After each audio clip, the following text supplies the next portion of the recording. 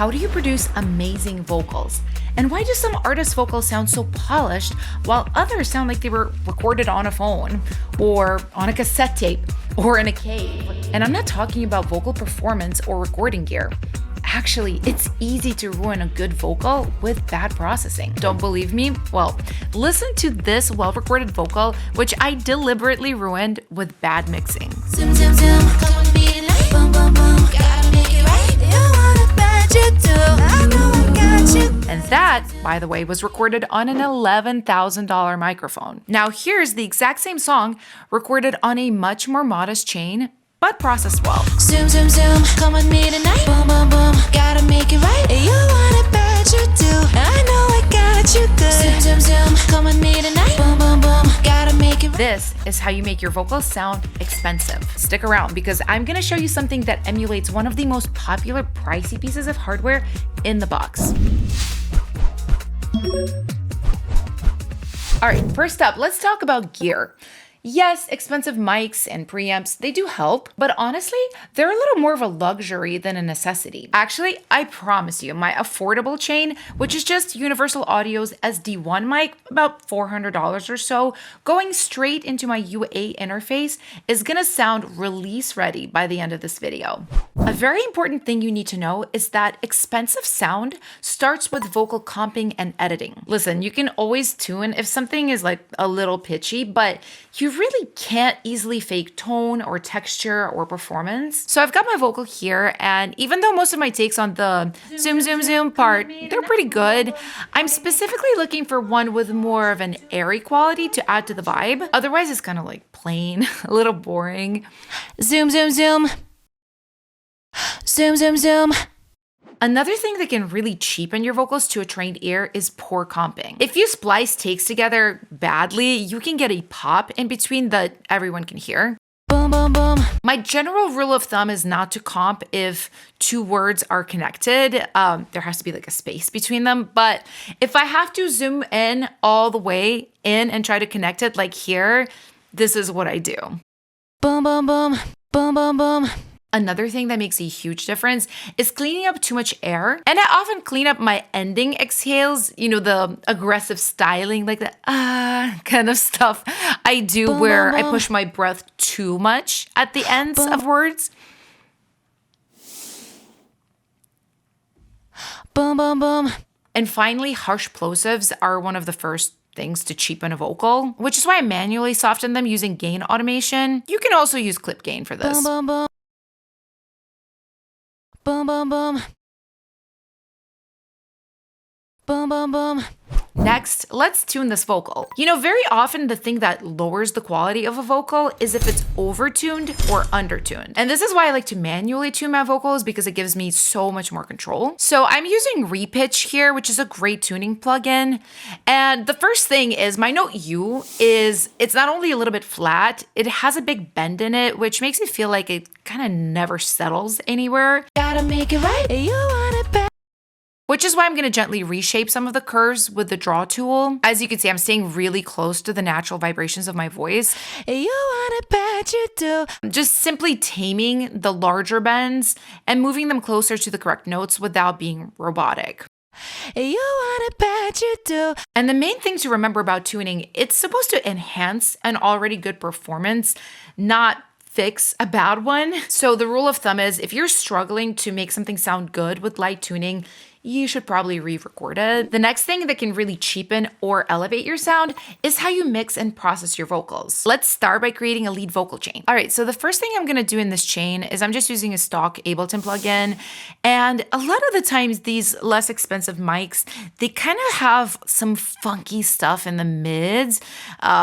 Here, I kind of just listened to it and I thought around 500 hertz was a little ugly. If I boost this instead of getting rid of it, listen to this. Zoom, zoom, zoom. Come with me tonight. Boom, boom, boom. It's Gotta kind of make. telephony quality. I could hear it even without boosting it. So just a little bit lower. And I kind of felt the same way about like 2000 hertz, 2.5. Those are kind of trouble spots of the more affordable mics in my experience. So yeah, just little dips here. So next up, I made my own chain inside Mixbox. Amazing plugin, by the way. Comes with so many like sub plugins inside it. And the way it works is you basically build a chain like a real hardware chain, and you have 8 slots here, and really makes it easy to mix your vocals. Let me mute these and I'll show them to you one by one. So first up, I have Black 76, which is an emulation of an 1176 compressor, which is like one of the most classic compressors there are. And it sounds like this. It adds a lot of gain and also transient control, of course. Zoom, zoom, zoom, come with me tonight. Boom, boom, boom, gotta make it right. I love this compressor because it's so easy to use. You know, it's just input and output. Knobs are the most impactful here. And depending on how hard you drive it is where you get a lot of glue, as they say, and just a lot of gain as well. Personally, I'm not driving it that hard because I'm actually doing serial compression here. I'm going straight into Y2A, which is an emulation of an LA2A, another classic compressor. With it on, it sounds like this. Zoom, zoom, zoom, come with me tonight. Boom, boom, boom, gotta make it right. I'm also not going too hard on the output or the peak reduction. Mostly, I like the serial effect of 2 compressors versus 1. It's kind of like slightly squashing something and then doing it a little bit more after versus just slamming one time. But this is totally to taste. Next, I'm de-essing. This is really crucial for a song that has a lot of sibilants. Mine actually doesn't, but it still has a little bit of harsh consonants, and this helps soften it for sure. One of the most common things I see newer producers do when it comes to de-esser is use too much of it. They think every bit of sibilance needs to be gone, and that's really not the case. You still really do want to hear the S's. Watch what happens when I lower it all the way. Got you good. Zoom, zoom, zoom, come with me tonight. Boom, boom, boom, gotta make it right. It actually makes the whole vocal a little bit duller, so you really don't want to be doing that. Just do enough to where you hear the S get kind of tamed. Finally, we have Vintage EQ 1A, which is an emulation of a classic Pultec EQ. And this is where I would say the pop magic happens of vocal mixing. Let me show you. This is with it on. Zoom, zoom, zoom, come with me tonight. Boom, boom, boom, gotta make Without it right. it. You want it bad, you do. I know I got you With it. good. Zoom, zoom, zoom, come with me tonight. Boom, boom, boom. Makes it so much more shimmery. And really all I'm doing is just boosting 8K right here quite a bit. And this is the secret sauce, guys. Most affordable mics are not going to be bright by default, but most pop vocals are. So you just want to crank that top end without too much harshness, and this does a great job at that. By the way, one of the pitfalls of developing producers when it comes to vocal chains is putting them in the wrong order. This right here, don't do that. Don't put your brightening before your compression, because what happens is then the compressors bring out the high frequencies, which you've boosted even more, and it makes it too like tinny and harsh. Next up, I'm just doing a couple of dips to taste. Again, a little bit in the lower mids, a little bit of harshness around 5K, you know, just the treble areas of a more affordable mic. I have another instance of Mixbox after this, doing a little bit of RX, a little bit of dipping of 0.8, 800 hertz. Again, like a little bit of that cheaper sounding frequency. And then after this, I am using a Vintage EQ 1A again, this time to boost 10K, which is also a nice sparkly frequency for pop vocals. So in my last plugin in the chain is a Neve 73, which is an emulation of a Neve 1073 hardware, which I actually have in my studio, and I can attest it does a really great job at getting a similar tone. This is what I was talking about earlier in the video. Neve 73 really is used on so many pro vocal mixes. It's crazy. And here I'm just really lightly boosting the 3.2K, which is a nice crunchy sort of pop frequency. Sounds like this if you kind of overdo it. Come with me tonight. Boom, boom, boom, gotta make it right. But a little goes a long way. And altogether, it sounds like this. Zoom, zoom, zoom, come with me tonight. Boom, boom, boom, gotta make it right. You want it bad, you do. I know I got you good. So that's what was on my lead vocal group. I'm also taking this group and bussing out to delay, verb, and doubler because honestly, in my opinion, effects is what takes the vocal from sounding like a demo to a record. All right, so this is my verb chain here. First up, I'm rolling off just the bottom, the lowest frequencies. you don't really want this range in a verb track. Trust me, that's what usually adds mud. So it's gone before it even gets to the reverb. Then I'm de-essing, and I'm de-essing like very heavily, aggressively, because again, we don't want those like sparkly, shiny S's enhanced by reverb. If you ever hear a demo and you hear like a kind of shimmer, that comes from reverb on S's. Next, I'm doing something kind of funky with LANDR Mastering Pro. I'm using this amazing mastering plugin, by the way. I'm not focused on the other controls as much as I'm focused just on the stereo field, making the verb feel wider than it is. And then as the last plugin in the chain, I actually have the reverb. This is RevPlate 140 by Arturia, and this is an emulation of a classic plate verb, which is the EMT 140 plate. I love this plugin. It sounds so close to the real thing. Altogether, this verb sounds like this. And this is it with the lead, so you can get like a better picture. Gotta make it right. You want it bad, you do. I know I got you good. Zoom, zoom, zoom.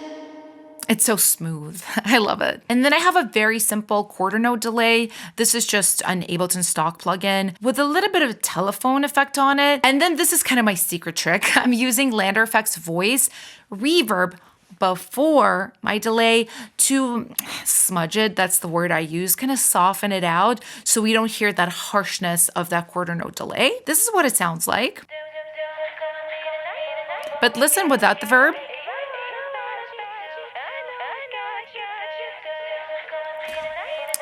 It smudges it, literally. And then I just have a simple doubler on a doubler bus. And then yeah, my whole lead vocal group is just going straight out to these buses. Finally, the thing that really makes a vocal sound like a record versus a demo are the additional vocal stacks, harmonies, doubles, effects throws. I have a couple of dubs here, and one of the things that really makes doubles not sound right is if their timing or pitch doesn't match the lead vocal. I'll be honest, my doubles did actually match pretty decently, just how I naturally perform them.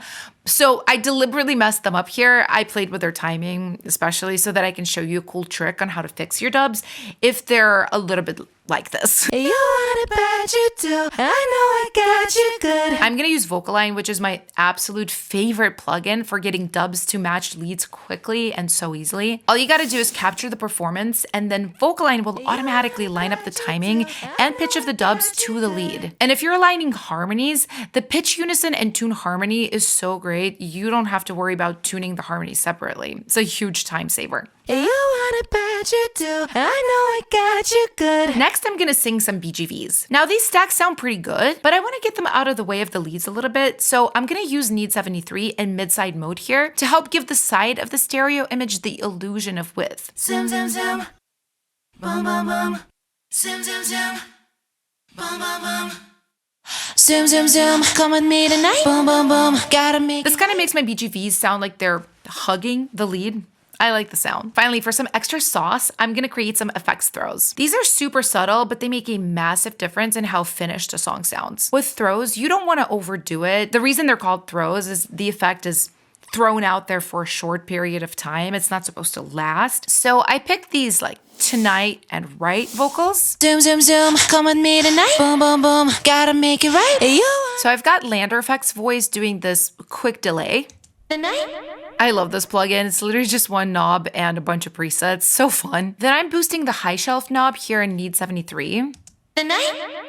Just making this a little bit brighter. I'm using RevPlate 140 again. This really changes the sound, but you can still hear that wobble from the delay, and I like it. That's one fun thing about throws. You can just make them whatever you want them to be. I'm EQing it like this. And auto panning. Finally, let's listen to how this vocal sounds all finished.